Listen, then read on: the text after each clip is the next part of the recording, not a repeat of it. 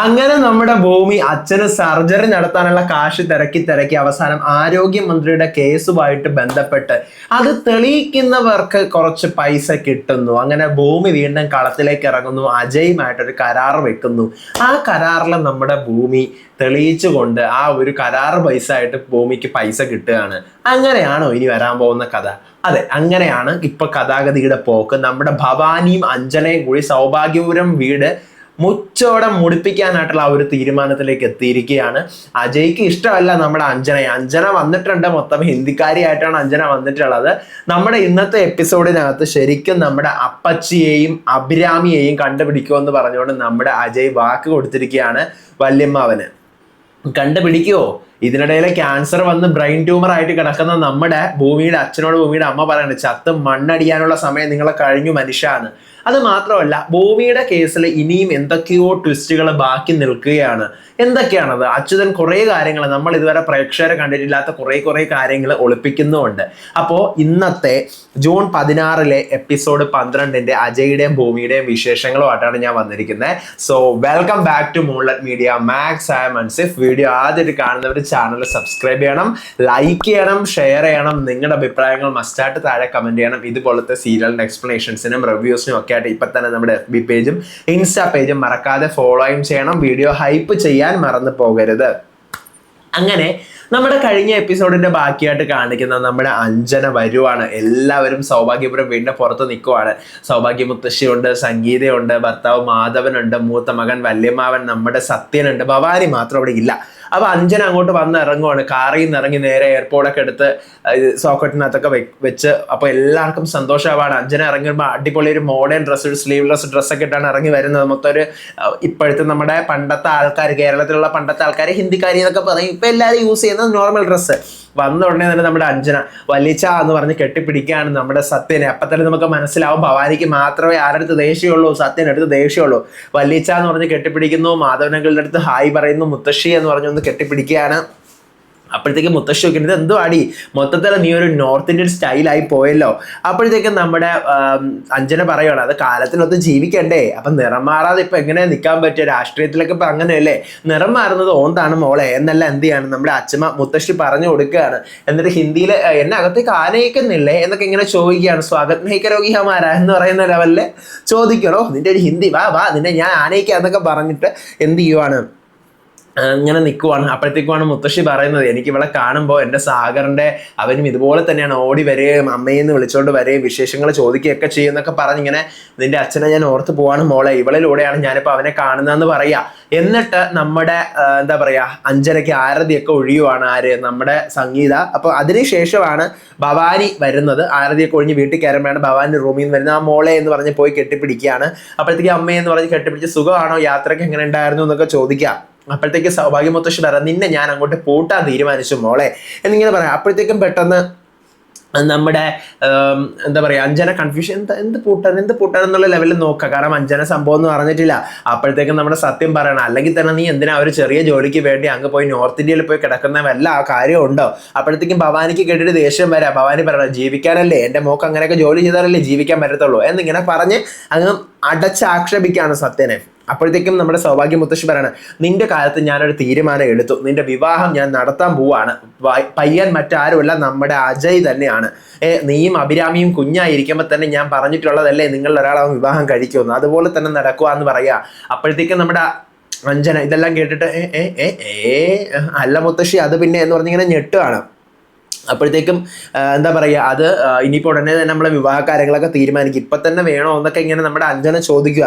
അപ്പോഴത്തേക്കും അമ്മേ വിവാഹമോ എന്നിങ്ങനെ ചോദിക്കുമ്പോഴത്തേക്കും ഭവാനി പെട്ടെന്ന് വിഷയം മാറിയിട്ട് ആ വിശേഷങ്ങളൊക്കെ ചോദിക്കട്ടെ എന്ന് പറഞ്ഞുകൊണ്ട് എന്ത് ചെയ്യാണ് നമ്മുടെ ഇവളെ വിളിച്ചുകൊണ്ട് പോവുക. ആരെ? അഞ്ജനെ. അപ്പോഴത്തേക്കും മുത്തശ്ശി പറയുവാണ് അപ്പം നമുക്ക് വിവാഹ നിശ്ചയത്തിൻ്റെ കാര്യങ്ങളിലോട്ടൊക്കെ കടക്കാം എന്നിങ്ങനെ, ഇനി അതിൻ്റെ തീരുമാനങ്ങളൊക്കെ ആയിക്കോട്ടെ എന്നിങ്ങനെ പറയുവാണ്. അപ്പം ഭവാനി നേരെ മോളെ വിളിച്ചുകൊണ്ട് പോകുന്നുണ്ട്.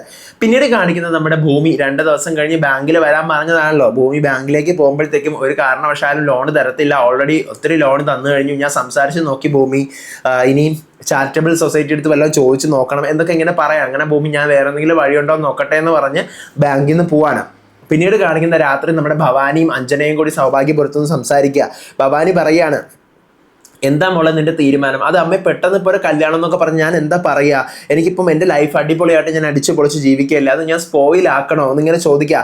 അപ്പോഴത്തേക്കും നമ്മുടെ ഭവാനി പറയാണ്, ഇനിയും നമ്മുടെ ജീവിതത്തിൽ ദുരന്തങ്ങൾ വരാതിരിക്കാനാണ് ഞാൻ പറയുന്നത്.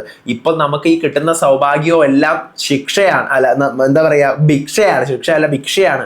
അപ്പം നമുക്കത് എന്നേക്കുമായിട്ട് ഉറപ്പിക്കാൻ വേണ്ടിയാണ് നിന്നെ ഇതിനകത്ത് കയറ്റണമെന്ന് ഞാൻ പറയുന്നത്. നിനക്ക് അജയ് ഇഷ്ടമാണോ? പിന്നെ എനിക്ക് അജയ് ഇഷ്ടമാണ്, എനിക്ക് അജയ് ഒത്തിരി ഇഷ്ടമാണ്, അവൻ ഹാൻസം അല്ലേ എന്നിങ്ങനെ പറയുക. അല്ല മോളെ, നീ എന്തിനാ വിവാഹത്തിന് വേണ്ടെന്ന് പറഞ്ഞു? നിനക്ക് അവിടെ എന്തെങ്കിലും ചുറ്റിക്കളി ഉണ്ടോ എന്ന് ചോദിക്കുക. അപ്പോഴത്തേക്കും പറയണ, അവിടെ എനിക്ക് കുറേ പേര് എന്നെ പ്രപ്പോസ് ചെയ്യുന്നു, ഞാൻ ഇഷ്ടമാണെന്ന് പറയുന്നു, അവരുടെ കയ്യിലുള്ള പൈസ മൊത്തം തീർക്കുന്നു, അവരെ വലിപ്പിക്കുന്നു. അവർക്ക് എല്ലാവർക്കും അറിയാലോ ഞാനൊരു ഫ്രോഡാണെന്ന്, പക്ഷെ ഇവിടെ ആർക്കും അറിയത്തില്ലല്ലോ എന്ന് പറയുക. അപ്പൊ അതുകൊണ്ട് എനിക്കിപ്പോൾ വയ്യമ്മ, ഞാൻ കല്യാണം കഴിച്ച് ലോക്ക് ആവണോ എന്നിങ്ങനെ ചോദിക്കുക. അപ്പോഴത്തേക്കും ഭവാനി പറയാണ്, നമ്മുടെ കമ്പനി സീൽ ചെയ്തു, നിന്റെ അച്ഛൻ എങ്ങനെയാ മരിച്ചതെന്ന് അറിയാവോ? അച്ഛൻ ആത്മഹത്യ ചെയ്തല്ലേ മരിച്ചത്? അതാണ് നിങ്ങൾക്ക് തോന്നുന്ന കാര്യം, പക്ഷെ അച്ഛൻ ആത്മഹത്യ ചെയ്തല്ല, കൊലപാതകമാണ്. ഈ വീട്ടിലുള്ളവരൊക്കെയാണ് അതിന് കാരണം, പ്രത്യേകിച്ച് നിന്റെ വല്യമ്മാവൻ എന്നിങ്ങനെ പറയുക. അപ്പോഴത്തേക്കും അതിന്റെ പ്രതികാരമല്ല, അതിന്റെ യുദ്ധം ചെയ്യാനായിട്ട് നമുക്ക് സമയമായി. അതിനുവേണ്ടി ആദ്യം നിന്റെ വിവാഹം നടന്ന് നീ ഈ വീടിനകത്ത് കയറി നമ്മുടെ അധികാരം ഉറപ്പിക്കണം. നിന്റെ അച്ഛൻ്റെ ആത്മാവിന് ശാന്തി കിട്ടണം മോളെ, പ്രതികാരത്തിന്റെ തിരി ഞാൻ കൊളുത്താൻ പോവാണ് എന്ന് ഭവാനി പറയുക. അപ്പോഴത്തേക്കും നമ്മുടെ അഞ്ജന ചോദിക്കുക, വല്യമ്മാവനും ഇതിനകത്തുണ്ടോ? വല്യമ്മാവൻ നീ ഇപ്പോഴും അയാളെ കിന്നരിച്ചോണ്ട് വല്യച്ഛനും ഇതിനകത്തുണ്ടോ? വല്യച്ഛൻ പാവമല്ലേ, ഇപ്പോഴും അഭിരാമിയെയും അതുപോലെ അമ്മായിയും തിരക്കി നടക്കുമല്ലേ വല്യച്ഛനോ? അയാളാണ് ഇതിന്റെ സൂത്രധാരൻ. നീ എനിക്ക് വാക്കുതാന്ന് പറഞ്ഞിങ്ങനെ കൈ കൊടുക്കുക. അങ്ങനെ വാക്ക് കൊടുക്കുകയാണ് നമ്മുടെ അഞ്ജന. പിന്നീട് കാണിക്കുന്നത് നമ്മുടെ അച്യുതൻ എന്ത് ചെയ്യാണ്, ഭവാനി ഇന്ന് രാവിലെ ആ ഒരു ഗുണ്ട കമാലിനെ കണ്ട് പറഞ്ഞ കാര്യങ്ങളൊക്കെ ഇങ്ങനെ ആലോചിച്ചുകൊണ്ട് വീട്ടിൽ വിഷമിച്ച് നിൽക്കുകയാണ് രാത്രി. അപ്പോഴത്തേക്ക് ഭൂമി അങ്ങോട്ട് വന്നിട്ട് ചോദിക്കുക, അച്ഛനെന്താ ഇങ്ങനെ നിൽക്കുന്ന, വല്ല കഥയോ കവിതയോ ഒക്കെ എഴുതാനായിട്ടുള്ള പ്ലാനാണോ? എന്തിനാ അച്ഛൻ ഇങ്ങനെ തല പോയിക്കുന്നത്? അച്ഛന് തല പോയെന്നുണ്ടെന്ന് എനിക്ക് മനസ്സിലായി. അതേ മോളെ, എൻ്റെ മൂഡ് ശരിയല്ല. അപ്പോൾ പറയണ്ട, അച്ഛന് മൂഡ് ശരിയല്ലെങ്കിൽ അച്ഛൻ പണ്ട് അമ്മയെ കണ്ടതും ഇഷ്ടപ്പെട്ടതും ആയിട്ടുള്ള ആ ഒരു നാടക കഥ പറയേ. അപ്പോൾ പറയുക, ഞാനത് 10,000 തവണ പറഞ്ഞതല്ലേ, എന്നാലും പറയേ, അച്ഛൻ്റെയും അമ്മയുടെയും പ്രണയകഥയില്ലേ, ഞാൻ കേൾക്കട്ടെ എന്നിങ്ങനെ പറയുക. അപ്പോഴത്തേക്കും നമ്മുടെ അച്യുതൻ ആ കഥ പറയാണ്. കരൾ രോഗം വന്ന ഭർത്താവിന് കരള് പകുത്ത് കൊടുത്ത് ത്യാഗം ചെയ്ത ഒരാളായിരുന്നു അംബിക ആ നാടകത്തില്. എന്നിട്ട് അവസാനം അയാൾ തിരിച്ചു വന്ന് അവളെ ഇഷ്ടംപോലെ പറഞ്ഞപ്പോൾ അവൾ അയാളെ കൊന്നു എന്ന് പറയുക. അപ്പോഴത്തേക്കും ഭൂമി പറയണം, നിങ്ങൾ രണ്ടുപേരും കൂടെ ആ സീൻ അഭിനയിച്ച് എനിക്കൊന്ന് കാണണമെന്ന് പറയുമ്പോൾ അച്യുതൻ ഒന്ന് പരുങ്ങുവാണ്. അപ്പൊ പരുങ്ങുന്നതിന്റെ പിന്നിൽ എന്തോ ഒരു സീക്രട്ട് ഉണ്ടാകും, നമുക്ക് അങ്ങോട്ടുള്ള എപ്പിസോഡിൽ മനസ്സിലാവുമായിരിക്കും. എന്നിട്ട് പെട്ടെന്ന് തന്നെ, എന്താ അച്ഛൻ എന്താ ഇങ്ങനെ പരുങ്ങിയ? ഒന്നുമില്ല മോളെ, നമുക്ക് നമ്മുടെ പഴയ നാട്ടിലേക്ക് തിരിച്ചു പോയാലോ? എന്താ അപ്പൊ അച്ഛ അങ്ങനെ തോന്നണം? വല്ലാത്തൊരു ഭയമാണ് മോളെ. എന്തിനാ അച്ഛ ഭയം? അത് എന്തൊക്കെയോ ഉരുണ്ട് കൂടുന്ന പോലെ എനിക്കൊരു തോന്നൽ, മനസ്സിന്റെ ശക്തി കെടുന്നു മോളെ. പറഞ്ഞ അച്ഛ അങ്ങനെ ഒന്നും ചിന്തിക്കല്ലേ, മനസ്സിന്റെ ശക്തി അച്ഛൻ ഇപ്പോഴാണ് വേണ്ടത്, ഞാനല്ലേ അച്ഛൻ്റെ കൂടെ എന്നിങ്ങനെ ചോദിക്കുക. മോളുണ്ടെങ്കിൽ അച്ഛൻ ഒരു പ്രശ്നമില്ല എന്നിങ്ങനെ നമ്മുടെ അച്യുതൻ പറയുവാണ്. എന്നിട്ട് രണ്ടുപേരുടെ കെട്ടിപ്പിടിക്കുന്നു. എന്നിട്ട് പിന്നീട് എന്ത് ചെയ്യാം, നമ്മുടെ അഞ്ജന ഇതേ സമയം എന്ത് ചെയ്യാണ്, അഞ്ജന വീട്ടിലെ ഫോൺ വിളിക്കുകയാണ്. ഞാൻ നിന്റെ വെയിറ്റിംഗ് ലിസ്റ്റിലല്ലേ ഇട്ടിരുന്നത്, നിന്നെ ഞാൻ കെട്ടാതെ പറഞ്ഞു, നീ ഇപ്പം എന്നെ വിളിച്ച് ചോദിച്ചോണ്ട് ഞാൻ നീയുമായിട്ട് ബ്രേക്കപ്പ് ചെയ്യുന്നു എന്ന് പറഞ്ഞു ഒരാളടുത്ത് കൂടി ഫ്ലോട്ട് ചെയ്യുവാണ്. അങ്ങ് അവനെയും കൂടി അങ്ങ് എന്താ പറയുക, അങ്ങ് ഒഴിവാക്കി വിടുവാണ്, ബ്രേക്കപ്പ് തേച്ചൊട്ടിക്കുക. അപ്പോഴത്തേക്കും നമ്മുടെ അജയ് രാത്രി ജോലിയൊക്കെ കഴിഞ്ഞിട്ട് ബുള്ളറ്റിൽ വരുവാണ്. അപ്പൊ അജയ് എന്ന് പറഞ്ഞ് ഓടിപ്പോയി നമ്മുടെ അഞ്ജനെ കെട്ടിപ്പിടിക്കാൻ നോക്കുമ്പോൾ അജയ് മാറിക്കൊടുക്കുക. അങ്ങനെ ബൈക്കിൽ വന്ന് വീഴുമ്പോൾ അജയ് ഇങ്ങനെ താങ്ങി എടുക്കുവാണ് നമ്മുടെ അഞ്ജനെ. അപ്പൊ താങ്ക് യു അജയ്, നമ്മൾ എത്ര നാളെ കണ്ടിട്ട്, 2 വർഷമായി, ഇപ്പതേ നോക്കിക്കുന്നത്, നിനക്ക് എന്നെ കെട്ടാൻ പറ്റിയ ചേഞ്ചിലാണ് ഞാൻ വന്നിരിക്കുന്നത് എന്നിങ്ങനെ പറയാം. അപ്പോഴത്തേക്ക് ഞാൻ പോകുന്നു, എനിക്ക് കുറച്ച് തിരക്കുണ്ട് എന്ന് പറഞ്ഞിട്ട് അകത്തേക്ക് കയറുക. അപ്പൊ പറയാം, വേണ്ട നമുക്ക് ഇവിടെ നിന്ന് സംസാരിക്കാം അജയ് എന്ന് പറഞ്ഞ് വീടിന്റെ പുറത്തേക്ക് നമ്മൾ അഞ്ജനെ വിളിക്കുക. എത്ര മെസ്സേജ് ഞാൻ അയച്ചു, നിനക്കത് എനിക്കൊരു സ്മൈലി അല്ലേ റിപ്ലൈ അയക്കുന്നുള്ളൂ, വേറെ ഒന്നും പറയുന്നില്ലല്ലോ അജയ്, അത് തിരക്കായി പോയി, അതുകൊണ്ടാണ്.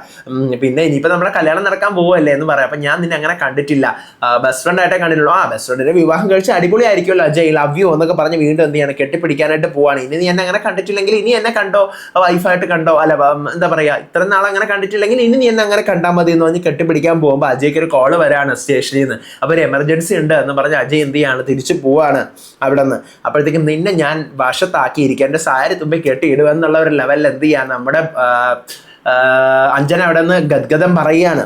പിന്നീട് അപ്പോൾ ഇത്രയാണ് ഇന്നത്തെ എപ്പിസോഡുള്ളത്. നാളത്തെ എപ്പിസോഡിൻ്റെ പ്രൊമോയിൽ കാണിക്കുന്നത് നമ്മുടെ ഭൂമി മുറിക്കകത്തിരുന്ന് ഭയങ്കര കരച്ചിലാണ്, അച്ഛൻ്റെ സർജറിക്ക് ഞാൻ എങ്ങനെ കാശുണ്ടാക്കും ഭഗവാനെ എന്ന് പറഞ്ഞിങ്ങനെ ചിന്തിക്കുക. പിന്നീട് നേരം വെളുക്കുമ്പോഴത്തേക്കും നമ്മുടെ അംബിക വന്ന് പറയാം, അച്ഛൻ കിടന്നിടത്തൊക്കെ നല്ല ബ്ലഡ് ആയിട്ടുണ്ട് മോളെ, എന്ത് പറ്റിയതാണെന്നിങ്ങനെ ചോദിച്ച് ഭൂമി ഇങ്ങനെ ഞെട്ടുവാണ്.